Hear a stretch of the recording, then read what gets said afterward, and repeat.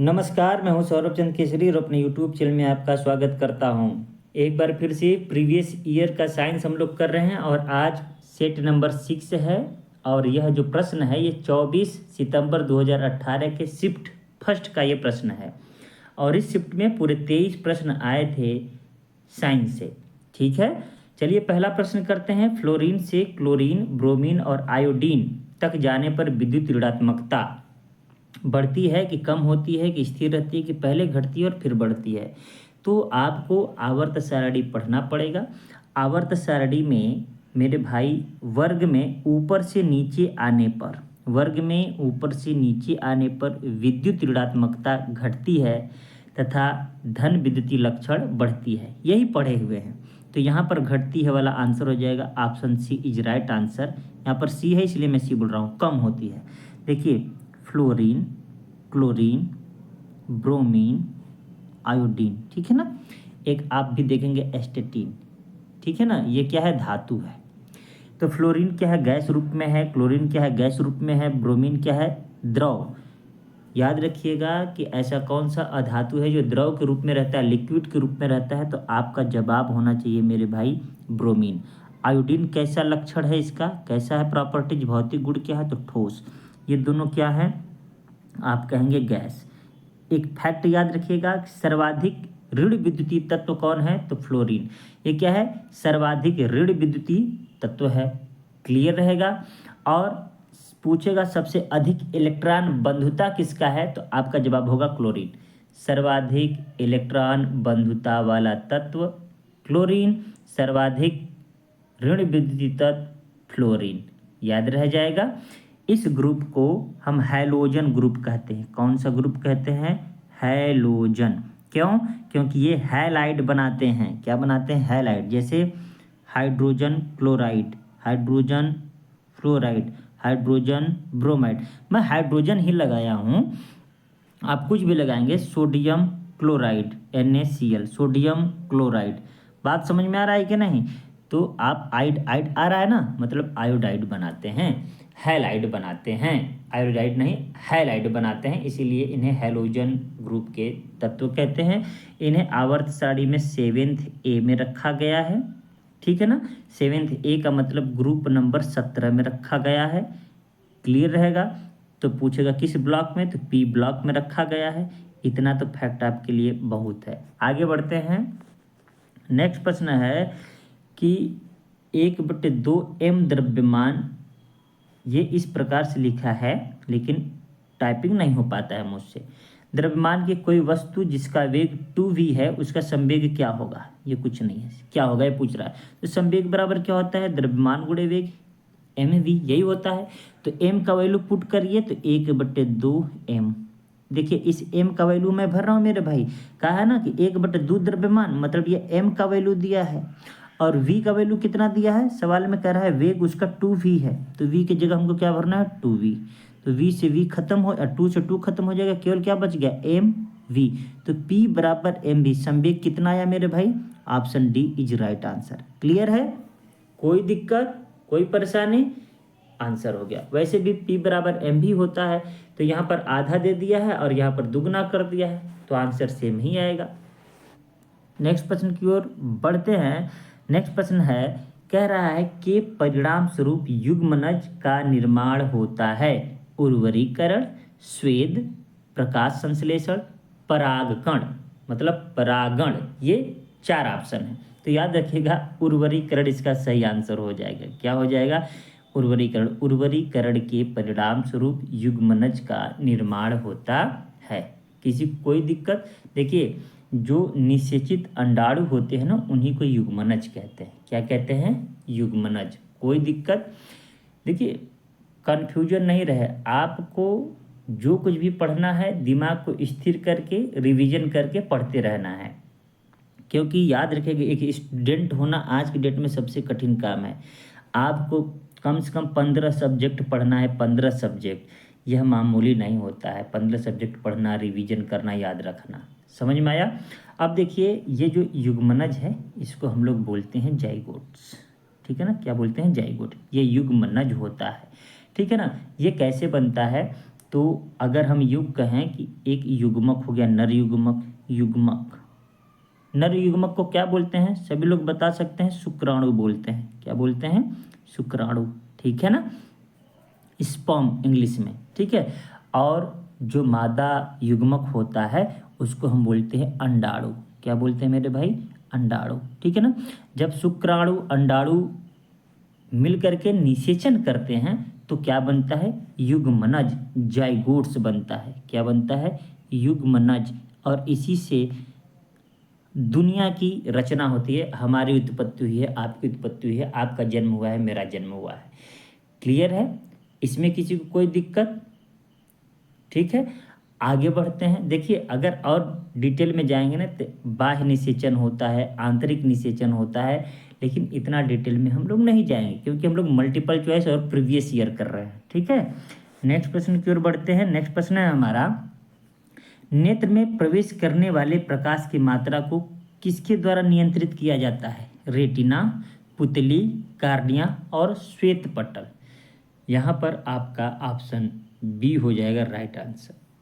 ठीक है, देखिए रेटिना पर प्रतिबिंब बनता है मेरे भाई, याद रखिएगा। पुतली जो होता है आप कभी कभी देखे होंगे, यही क्या करता है? छोटा और बड़ा होता है। पुतली छोटी बड़ी होती है। कैसे? अगर आप घर में हैं, अंधेरे में हैं या फिर सूर्य के प्रकाश से बचे हुए हैं, अचानक से बाहर निकलेंगे, धूप रहेगा तो आपकी आंखें क्या हो जाएंगी? कम हो जाएंगी। आप आंख को क्या कर लेंगे? कम कर लेंगे। क्यों कम कर लेंगे? क्योंकि अचानक प्रकाश के प्रभाव को आप सहन नहीं कर सकते, तो धीरे धीरे धीरे धीरे वहाँ छोटा कर लेगा कि प्रकाश कम जाए। और आप कभी कभी देखते होंगे, अगर उजाले से आ रहे हैं, ठीक है, और घर में जा रहे हैं, घर कौन सा हो? अनहरिया वाला घर हो। कौन सा घर हो? अनहरिया घर हो। अगर उस घर में अगर आप जाएंगे तो आप आँख को खूब खोलेंगे, चौड़ा करेंगे, बड़ा करेंगे। बड़ा क्यों करेंगे? क्योंकि बड़ा आकार हो जाएगा तो उस पर प्रकाश जल्दी जाएगा, प्रकाश ज़्यादा मात्रा में जाएगा तो आपको दिखने लगेगा। तो बस याद रखिएगा कि पुतली जो है, प्यूपिल बोलते हैं इसको, पुतली प्रकाश की मात्रा को नियंत्रित करती है, याद रखिएगा। ठीक है ना। वैसे आँख आइज आप पढ़ लीजिएगा, 1 घंटे का लेक्चर होता है, किसी का भी पूरा डिटेल आ जाएगा उसमें। ठीक है, लिखिएगा आई मैराथन, बस बात खत्म हो जाएगा। थियरी पढ़ने के बाद IMCQ।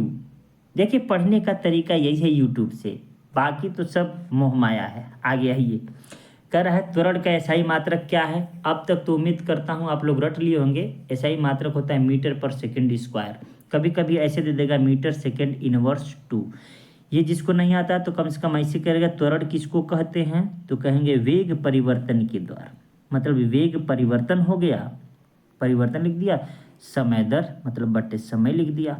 तो वेग का मात्रक आपको पता है मीटर पर सेकेंड, नीचे सेकेंड, तो सेकेंड स्क्वायर हो जाएगा कि नहीं? मीटर पर सेकेंड स्क्वायर। ठीक है, ये लिखने की जरूरत नहीं है, रटा गया होगा आपको। वैसे मैं आपके लिए तैयार कर चुका हूँ न्यूमेरिकल का, और आपसे यही उम्मीद है कि आप उस न्यूमेरिकल वाले सेशन को खूब प्यार देंगे और खूब शेयर करेंगे। ठीक है, नेक्स्ट प्रश्न की ओर बढ़ते हैं। नेक्स्ट प्रश्न है, पदार्थ के कणों के बीच आकर्षण बल में अधिकतम होता है। किस में अधिकतम होता है? तांबे के छड़ में, अल्कोहल में, वायु में, जल में। तो भैया ठोस में। ये क्या है? बेसिक कंसेप्ट है। ये तो क्या है? बेसिक कंसेप्ट है। ठोस में, तो ठोस क्या है? यहाँ पर छड़ है, तांबे की छड़। आंसर क्यों?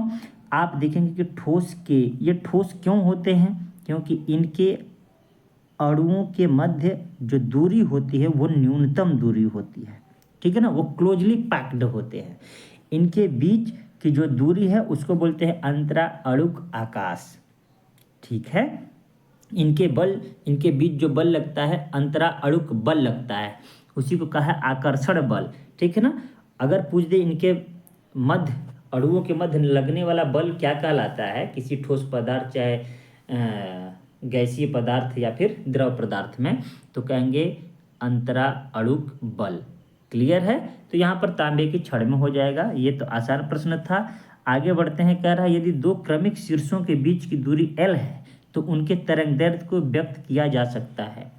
ऑप्शन है 2L द्वारा, L द्वारा, L/4 द्वारा, L/2 द्वारा। दो शीर्षों के बीच की दूरी L है, ध्यान से देखिएगा। मैं एक तरंग ले रहा हूँ आपको समझाने के लिए। ये क्या है, हमारा मध्यमान स्थिति है, ठीक है ना। ये देखिए एक तरंग हमने ले लिया, ठीक है। ये क्या है, श्रृंग होता है मेरे भाई, और ये गर्त होता है। दो श्रृंग के बीच की दूरी को तरंग दैर्ध्य कहते हैं। एल बराबर लैम्डा मैं कह दे रहा हूँ तरंग दैर्ध्य। या दो गर्त के बीच की दूरी भी क्या होता है, लैम्डा होता है, एक तरंग दैर्ध्य। या यूं कहें कि यहाँ से लेके यहाँ तक, समझ रहे हैं, एक पूरा का पूरा श्रृंग, एक पूरा का पूरा गर्त मिला करके भी क्या होता है, तरंग दैर्ध्य होता है। तो यही पूछ रहा है कि दो शीर्षों के बीच की दूरी एल है तो उनकी तरंग दैर्ध्य को व्यक्त किया जा सकता है। तो एल के द्वारा व्यक्त किया जा सकता है। और क्या इसमें क्या, देखिए एल बराबर लैम्डा लिखा हूं ना, क्या 2L होगा, L/4 L/2 होगा ना, नहीं, ये कंफ्यूज करने के लिए दिया है। दे दिया है कि दूरी जब दो श्रृंगों के बीच की दूरी या दो शीर्षों, यहाँ शीर्ष दिया है, इसी शीर्ष देखिए उसको वास्तव में श्रृंग कहते हैं और निचले वाले भाग को मेरे भाई गर्त कहते हैं, ठीक है ना। तो याद रखिएगा दो शीर्षों या दो श्रृंगों के बीच की दूरी को तरंग दैर्ध्य बोलते हैं। अब यहाँ पर एल से डिनोट किया है तो वही एल हो गया, बात खत्म। इसमें किसी को कोई डाउट नहीं होना चाहिए, याद रखिएगा, क्लियर है। तरंग का वेग अगर कभी पूछ दे, अगर मैं लिख दिया हूँ तो तरंग का वेग क्या होता है मेरे भाई, मैं वेग भी लिखना चाहूँगा, तरंग का वेग, राइटिंग से मत जाइएगा, कंसेप्ट को देखिएगा, ठीक है ना। तो जो फ्रीक्वेंसी होती है, मतलब ये आवृत्ति है, एफ मतलब फ्रीक्वेंसी, और ये हो गया तरंग दैर्ध्य, इसके गुणनफल को ही तरंग वेग कहते हैं, तरंग का वेग कहते हैं। क्लियर है, याद रहेगा। अगर आप तरंग को पढ़ेंगे तो कक्षा 9 का पढ़िए, मैं थोड़ा एक्सप्लेन कर चुका हूँ प्रीवियस वीडियो में। तरंग दो प्रकार की होती हैं, एक यांत्रिक तरंगे, एक विद्युत चुंबकीय तरंगे। उसी के अंतर्गत जब आप पढ़ेंगे तो अनुदैर्ध्य और अनुप्रस्थ तरंगे आप पढ़ेंगे। अनुप्रस्थ तरंगे ये लंबवत चलती हैं, है ना, और अनुदैर्ध्य तरंगे समांतर चलती हैं, ठीक है ना, जो कि ध्वनि तरंगे होती हैं अनुदैर्ध्य तरंगे, और प्रकाश की तरंगे होती हैं अनुप्रस्थ तरंगे। क्लियर रहेगा। आगे बढ़ता हूँ। नेक्स्ट प्रश्न है, कह रहा है कि वर्ग के प्राणियों का रक्त गर्म होता है। गर्म रक्त का मतलब समझते हैं ना, इसका मतलब कि वो गर्म रक्त वाले जीव होते हैं प्राणी। अब गर्म का मतलब ऐसा नहीं कि उबलता हुआ, वो किसी भी क्लाइमेट में रहेंगे, उनका टेम्परेचर अधिक ही रहेगा, चाहे वो ठंडे वाले रीजन में जाए, चाहे आप गर्म वाले रीजन में जाए। और हम लोग क्या हैं, समतापी हैं। समतापी मतलब हमारा जो ताप है वो हमेशा एक समान रहेगा, हमारे रक्त का जो ताप है एक समान रहेगा। जैसे मनुष्य का 37 डिग्री सेल्सियस है या 98.6 फ़ारेनहाइट है ना। तो आप कश्मीर में जाएंगे तो भी आपका उतना ही डिग्री सेल्सियस रहेगा। आप चाहे साउथ इंडिया के केरल और तमिलनाडु में जाएंगे जहाँ खूब गर्मी पड़ती है, तो भी आपका टेम्परेचर उतना ही रहेगा। ऑप्शन ए सरीसृप, बी उभयचर, सी पक्षी और डी मत्स्य है। तो यहाँ पर जो आंसर हो जाएगा आपका हो जाएगा पक्षी। Option number C is right answer. याद रहेगा, पक्षी वर्ग के प्राणियों का रक्त गर्म होता है, ठीक है ना। अच्छा आप बता दीजिए एक फैक्ट, मैं बताऊं आंसर या फिर आपसे पूछूं? मैं पूछना चाहता हूं होमवर्क में, ताकि आपके पास भी कुछ तो हो, चाहे गूगल से सर्च करके भले ही कीजिएगा, लेकिन बताइएगा कि पक्षियों के अध्ययन को क्या कहते हैं। आपका होमवर्क क्या है, पक्षियों का अध्ययन क्या कहलाता है। मैं चाहूँ तो अभी बता सकता हूँ, लेकिन नहीं बता रहा हूँ। क्यों? क्योंकि कुछ आपकी भी जिम्मेदारी है। ऐसे जैसे ही आप बताएंगे ना गूगल से खोज कर भी, तो आपके माइंड में कुछ दिन तक रहेगा। रिवीजन कर लेंगे तो बहुत दिनों तक रहेगा, ठीक है। और एक फैक्ट और मैं तो पढ़ा चुका हूँ, वो बस रिवीजन करा देता हूँ कि पक्षियों के वर्ग में जो हृदय होता है 4 वेश्म होता है। 4 वेश्मी का मतलब जैसे हमारे में होता है 4 भाग, 2 आलिंद और 2 निलय, उसी तरीके से पक्षी में भी होता है। कोई दिक्कत? निश्चित रूप से उम्मीद करता हूँ समझ में आ गया होगा। आगे बढ़ें। ये जो उभयचर आप देख रहे हैं ना, ये असमतापी होते हैं। हम लोग क्या हैं, समतापी हैं, या हम लोगों का खून क्या है, गर्म रहता है। ये पक्षी क्या है, रक्त गर्म रहेगा, इसी को समतापी कहेंगे। कहीं भी रहेगा, इनका तापमान ज्यों का त्यों रहेगा। कोई दिक्कत? आगे बढ़ें। चलिए नेक्स्ट प्रश्न है हमारा, जंग का रासायनिक सूत्र क्या है। जंग जानते हैं ना, लोहे पर जंग लगता है ना, तो वो जंग क्या होता है, ऑक्साइड होता है। क्या होता है, ऑक्साइड होता है। तो याद रखिएगा उसका होता है Fe2O3, ये याद रखना है। उसके बाद में NH2O, H2O NH2O मतलब 1 2 3 4 कुछ भी हो सकता है, ये करना है। यहाँ N के जगह X लिखा है तो आप ढूंढ लीजिए Fe2O3 यहाँ पर दिख रहा है ऑप्शन डी में, ठीक है। Fe2O3 इंटू 3H2O कितना दिया है 3H2O, तो वास्तव में हमने N लिखा है ना, ये पर X रहेगा, नहीं ठीक है, वहाँ पर 3 ही दिया है, कोई दिक्कत नहीं है। Fe2O3 NH2O, तो यहाँ पर XH2O है, छूट गया है, कोई दिक्कत नहीं, आंसर यही होगा, याद रखिएगा आप, ठीक है। कि जंग का सूत्र क्या होता है Fe2O3 NH2O, क्लियर रहेगा। आगे बढ़ते हैं। नेक्स्ट प्रश्न है हमारा, निष्क्रिय लिटमस विलयन का रंग होता है। निष्क्रिय लिटमस की बात कर रहा है, ठीक है ना। कैसा रहता है, काला, बैगनी, जामुनी कि नीला। तो निष्क्रिय लिटमस का जो विलयन का रंग है वो जामुनी होता है। Option number C is right answer, याद रख लीजिएगा, ठीक है ना। अच्छा, प्रश्न पूछ रहा हूँ कि क्षार लाल लिटमस को क्या कर देता है, तो आप कहेंगे नीला। देखिए ये एक इंडिकेटर होता है, क्या, लिटमस पेपर। अगर क्षार है तो ये लाल लिटमस को क्या कर देगा, नीला कर देगा। अगर यही अम्ल होगा मेरे भाई तो ठीक उल्टा हो जाएगा, नीले को क्या कर देगा, लाल कर देगा। क्या कर देगा, लाल। याद रहेगा ना। देखिए बहुत बार कन्फ्यूजन होता है, इसलिए याद रखिएगा कि जो क्षार होता है लाल लिटमस को नीला कर देता है। क्या कर देता है, लाल लिटमस को नीला कर देता है, याद रह जाएगा। अब चाहे जैसे याद रखिएगा, याद रखिएगा। क्यों, क्योंकि प्रश्न कई बार पूछ चुका है, इसीलिए मैंने इसको क्या कर दिया, एक्सप्लेन कर दिया, ठीक है ना। और आपको पता होगा अम्ल क्षार जब क्रिया करते हैं तो सॉल्ट बनता है और जल मुक्त होता है, ठीक है ना। तो नेक्स्ट प्रश्न की ओर बढ़ते हैं, और नेक्स्ट प्रश्न है हमारा, एथेनोइक अम्ल का साधारण नाम क्या है। क्या जबरदस्त प्रश्न है। एथेनोइक अम्ल कितने लोग लिख लेंगे, ये देखिए IUPAC नाम है एथेनोइक अम्ल का। एथेन का मतलब क्या होता है, C2H6, बात को समझिएगा अभी। लेकिन यहाँ पर ओइक अम्ल है ना, ओइक अम्ल में क्या होता है, आप पढ़े होंगे COOH, है ना, COOH, ये इसका ग्रुप होता है। अब एक सी तो इसी में है, इसका मतलब यहाँ पर एक ही सी रहेगा। बात समझ में आ रहा है, मतलब CH3 हो गया। बात समझ में। आप देखिए कितना इसका सूत्र हो गया, 1 और 2 C2H4O2, समझ रहे हैं। ये हो गया एथेनोइक अम्ल। इसका साधारण अम्ल क्या है, एसिटिक अम्ल, फ्यूमिंग अम्ल, सोडियम हाइड्रोक्साइड, एल्कोहल। तो एसिटिक अम्ल होता है। क्या होता है, एसिटिक अम्ल, याद रह जाएगा क्या, एसिटिक अम्ल। अच्छा, ये कहाँ पाया जाता है, तो याद रखिएगा सिरका में पाया जाता है। किस में पाया जाता है, सिरका में। सिरका को ही क्या बोलते हैं, विनेगर बोलते हैं। क्या बोलते हैं मेरे भाई, विनेगर या वाइनेगर, ठीक है। विनेगर मतलब सिरका को ही बोलते हैं। सिरका में एसिटिक अम्ल पाया जाता है, कोई दिक्कत इसमें, याद रह जाएगा। देखिए एल्कोहल का ग्रुप क्या होता है, OH होता है, ठीक है ना।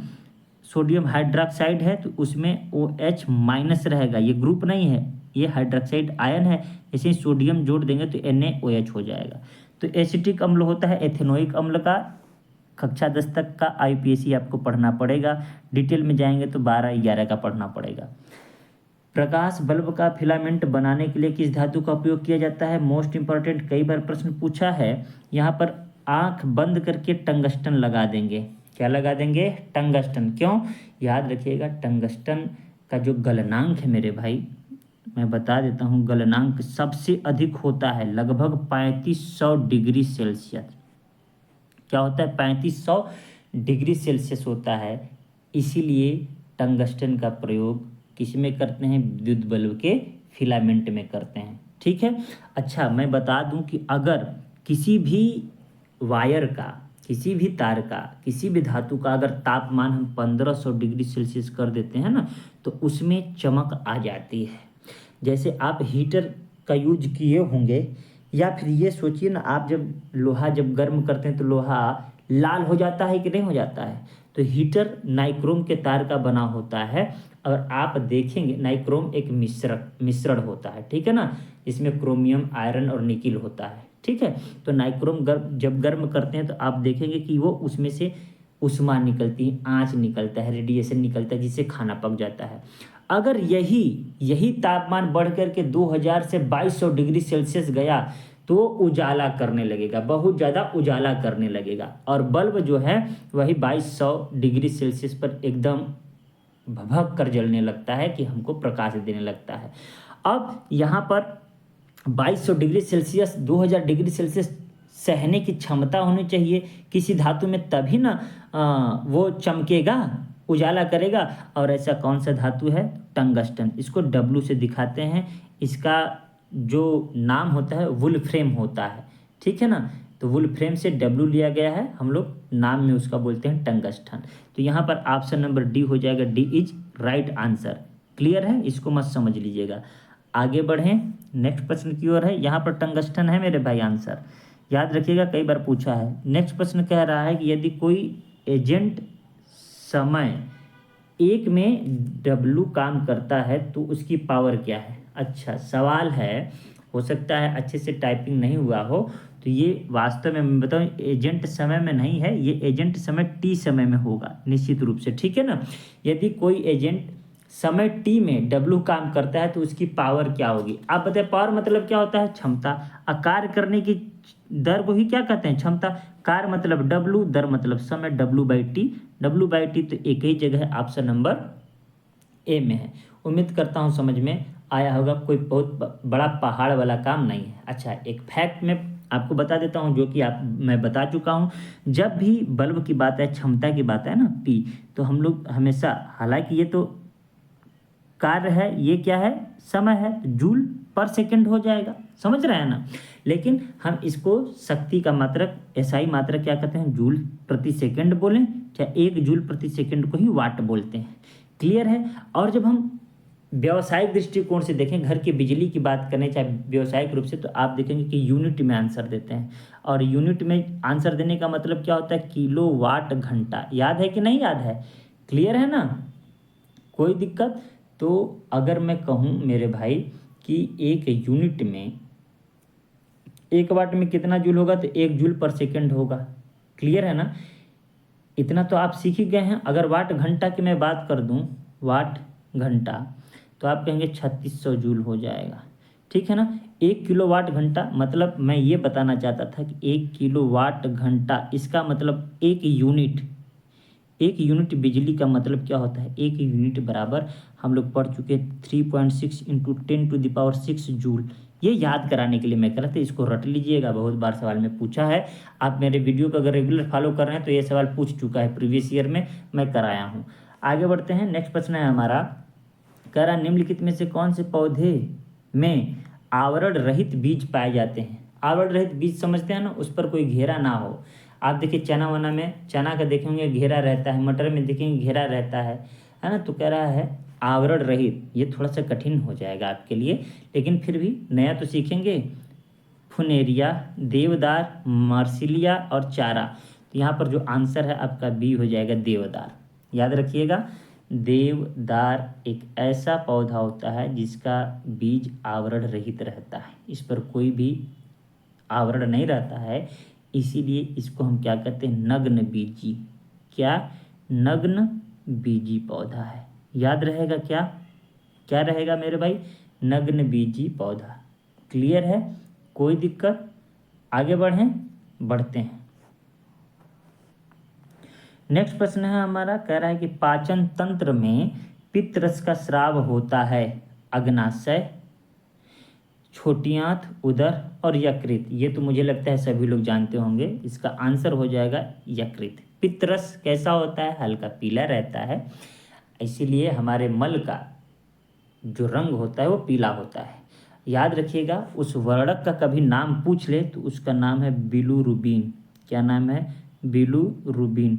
यही अगर शरीर में ज़्यादा सिक्रीज होने लगा, उत्सर्जित होने लगा, तो आपको कौन सा रोग हो जाता है? पीलिया, जिसको जॉन्डिस बोलते हैं, ठीक है ना, पीलिया रोग हो जाता है, ठीक है ना। बिलीरुबिन की मात्रा बढ़ जाने से हमें कौन सा रोग हो जाता है? पीलिया। हमारे मल का रंग किसके कारण होता है पीला, किसके कारण होता है? तो कहेंगे बिलीरुबिन के कारण पीला होता है। ठीक है ना। ये कहाँ से उत्सर्जित होता है? तो पित्तरस अर्थात यकृत से। उम्मीद करता हूँ इतना आपके लिए काफ़ी है। नेक्स्ट प्रश्न की ओर बढ़ते हैं।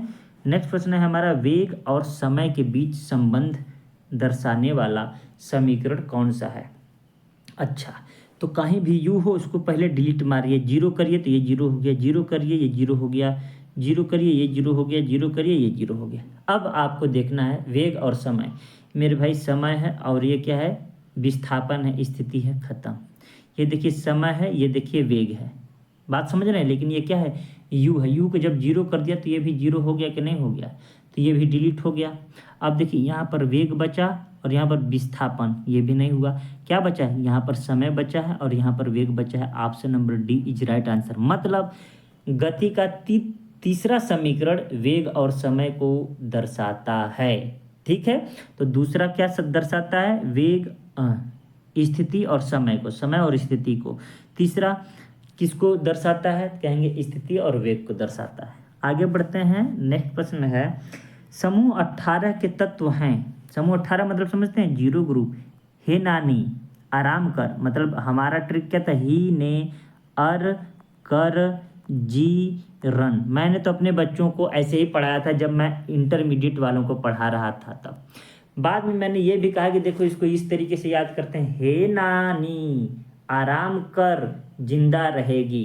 तो जिसको जैसे याद रहे वैसे याद रहे। इनको बोलते हैं अक्रिय गैस तत्व, उत्कृष्ट गैस। तो option number C is right answer. कोई दिक्कत, कोई परेशानी? ठीक है। इनको अक्रिय या उत्कृष्ट गैसें क्यों कहते हैं? क्योंकि यह किसी से क्रिया नहीं करते हैं। क्रिया क्यों नहीं करते हैं? क्योंकि यह स्टेबल होते हैं, अपने स्थायित्व को प्राप्त कर लेते हैं। ये अस्थायित्व क्या होता है?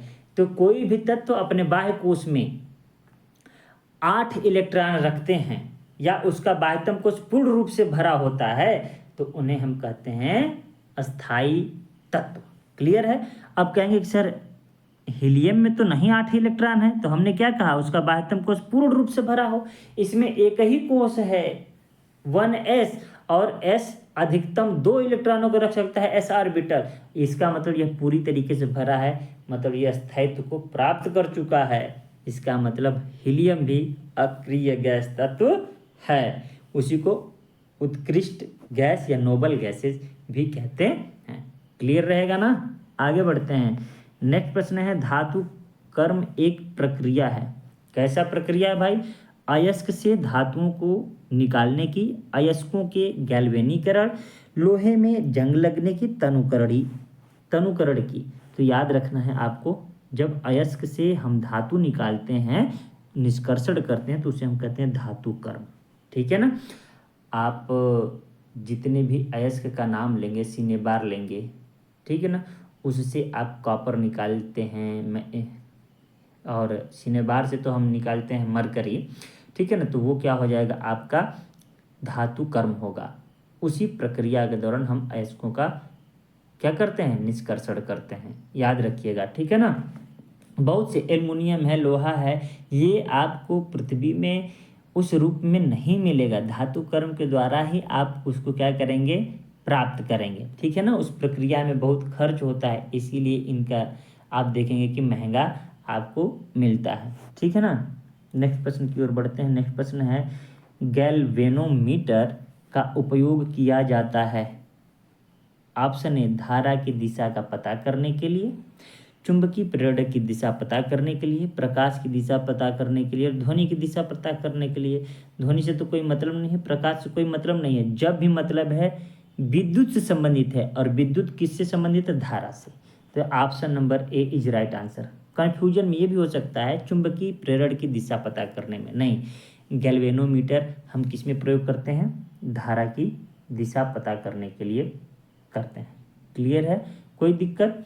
अच्छा, जो गैल्वेनोमीटर है, मैं इसमें थोड़ा सा आपको बता देता हूँ एक दो फैक्ट, कि गैल्वेनोमीटर को श्रेणी क्रम में लगाया जाता है। किस क्रम में लगाया जाता है मेरे भाई? श्रेणी क्रम में। आपको पता है कि अमीटर को भी किस क्रम में लगाते हैं? श्रेणी क्रम में। लेकिन वोल्ट मीटर को किस में लगाते हैं?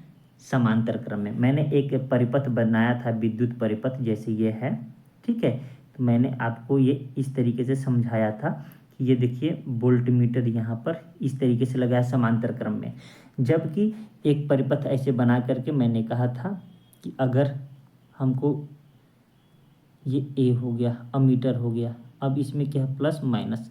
बात समझ रहे हैं? इस तरीके से मैंने समझाया था कि अमीटर श्रेणी क्रम में लगता है, तो उसी प्रकार गैल्वेनोमीटर भी क्या है? श्रेणी क्रम में जोड़ा जाता है। याद रहेगा, बहुत बार प्रश्न पूछा भी है, ठीक है ना, कि गैल्वेनोमीटर को एक परिपथ में किस क्रम में जोड़ते हैं? तो आपको याद रखना है श्रेणी क्रम में जोड़ते हैं। नेक्स्ट प्रश्न है कि एक शुद्ध पदार्थ है चीनी का घोल, दूध, वायु और मीथेन। याद रखिएगा, चीनी का घोल में क्या होता है? घोल बोल दिया तो इसका मतलब पानी और चीनी दोनों हो गया, ठीक है ना, चीनी नहीं चीनी, तो ये शुद्ध पदार्थ है, नहीं मिश्रण हो गया।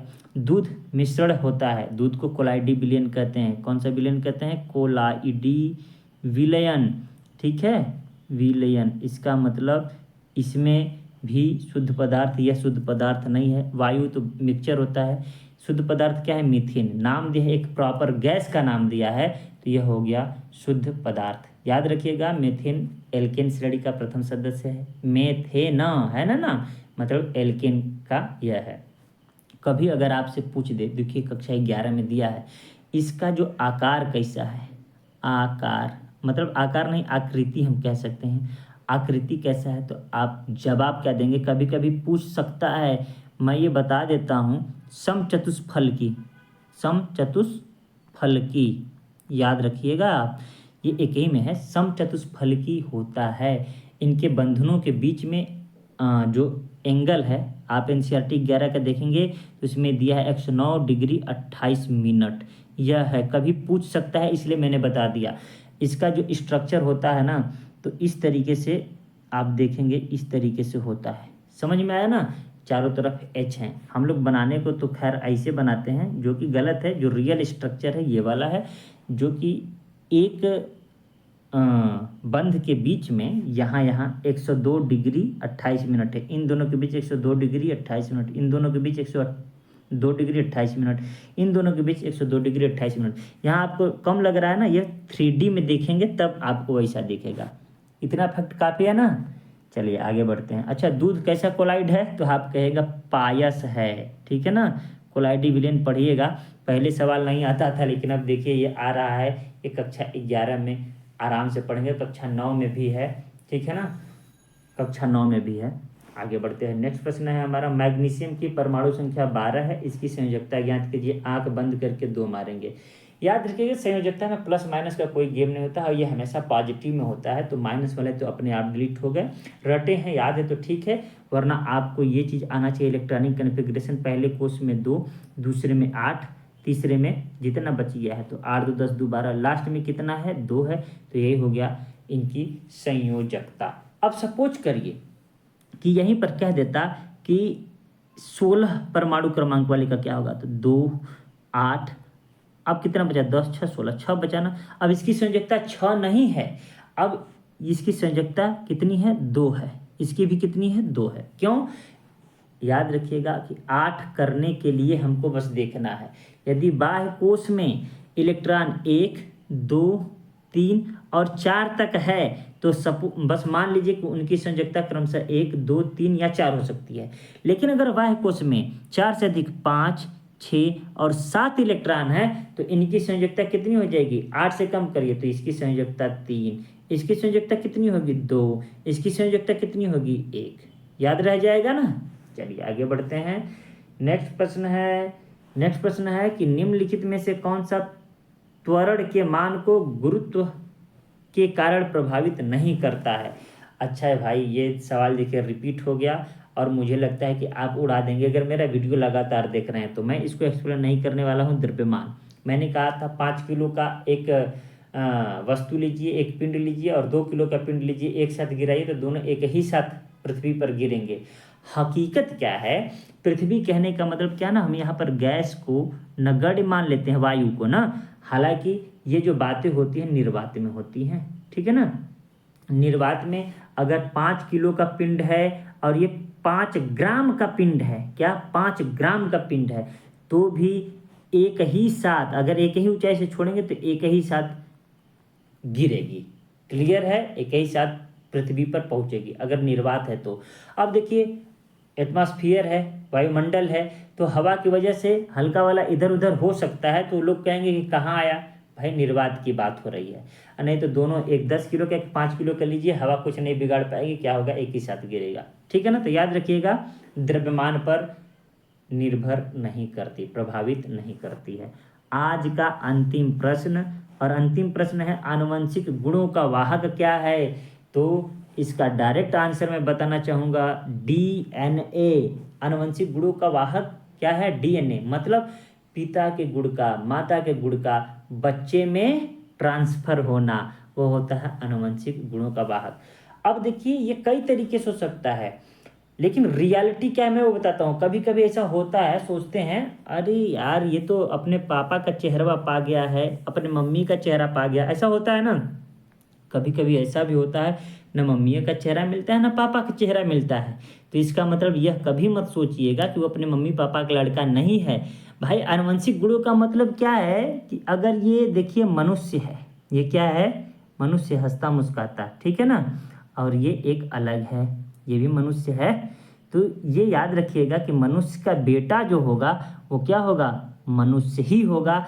यही होता है आनुवंशिक गुण।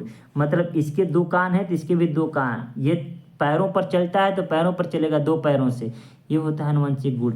गाय का जो बच्चा है गाय ही होगा, बछड़ा या बछिया, भैंस का तो भैंस, कुत्ते का तो कुत्ता, ये होता है आनुवंशिक गुण होना। बात समझ में आया, चेहरा मिलना नहीं, चेहरा मिलना तो एक गुण है, एक प्रॉपर्टीज है कि पिता के गुण इसमें आ गए हैं। बात समझ में आया, तो इसको बोलते हैं डीएनए। आप कभी देखते होंगे कि जब हम पता करना होता है फिल्मों में कि वो किसका बेटा है, तो डीएनए टेस्ट करते हैं। डीएनए टेस्ट क्यों करते हैं, क्योंकि ये आनुवंशिक गुण होता है, पिता का लक्षण माता का लक्षण उनके बेटे में जरूर रहेगा, 100% रहेगा। और 100% क्या रहेगा, उसका डीएनए एक जैसा ही रहेगा, माता पिता की तरह ही रहेगा उसका डीएनए, ये याद रखिएगा। तो आज के लिए इतना ही, मिलते हैं नेक्स्ट वीडियो में, तब तक के लिए नमस्कार। अगर मेरी मेहनत अच्छी लग रही हो तो वीडियो को ज़रूर शेयर करिएगा, जितना हो सकता है मुझसे मैं आपके लिए मेहनत करूँगा, और आप जी जान लगा दीजिए एक सीट अपने लिए, ठीक है ना। देखिए लोग सफलता ही देखते हैं, और सफलता क्या, मैं तो कहता हूँ आपका पैसा देखते हैं। आप अगर इसमें सफल नहीं होते हैं नौकरी पाने में, कोई बात नहीं, कोई बिजनेस करिए, पढ़ाना शुरू करिए, आप लगे 1,50,000 महीना कमाए ना, तो वही समझ लीजिए आपकी सफलता है। लोग आपको आपके कमाई से ही जज करते हैं, या तो नौकरी पा गए तो अच्छा है, या तो नौकरी से भी बढ़िया आप पैसा कमाने लगिए, ठीक है। तो आप खुद मोटिवेट रहिए, हमेशा मोटिवेट रहिए, किसी मोटिवेशन की जरूरत नहीं पड़ेगी आपको, और अच्छे से पढ़ाई करते रहिए। ढेर सारी शुभकामनाओं के साथ मिलते हैं नेक्स्ट वीडियो में, तब तक के लिए नमस्कार।